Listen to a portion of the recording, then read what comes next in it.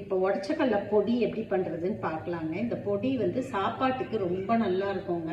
சாதத்துக்கு வந்து இந்த பொடியை போட்டு நல்லெண்ணெய் ஊற்றி பிசைஞ்சு சாப்பிட்டா கொஞ்சம் வத்தலோ இல்லை அப்பளமோ வச்சு சாப்பிட்டிங்கன்னா சூப்பராக இருக்குங்க. எப்படி செய்கிறதுன்னு பார்க்கலாம் வாங்க. இது வந்து காஞ்ச மிளகா 2 எடுத்துருக்குறேங்க. பூண்டு கொஞ்சம் நிறைய எடுத்துக்கோங்க, டேஸ்ட் கொடுக்கும். அதே தான் கருவேப்பிலையும் கூட கொஞ்சம் எடுத்துக்கோங்க. பெருங்காயம், உப்புங்க.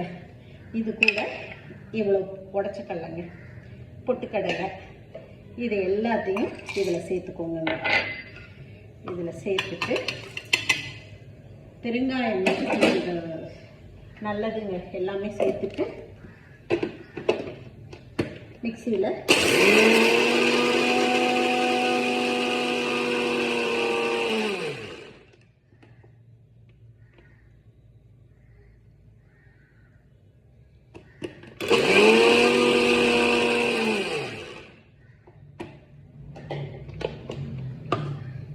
இப்படி வந்துருங்க. இது பொடி ரெடிங்க. இந்த பொடியை போட்டு நம்ம வந்து சாதம் ட்ரை தாங்க. இது அப்பைக்கு கொஞ்சம் கொஞ்சம் தாங்க செஞ்சுக்கணும். நம்ம வந்து நிறைய ஸ்டோர் பண்ணக்கூடாது. இது செஞ்சு வச்சா அது அந்த டேஸ்ட் இருக்காது.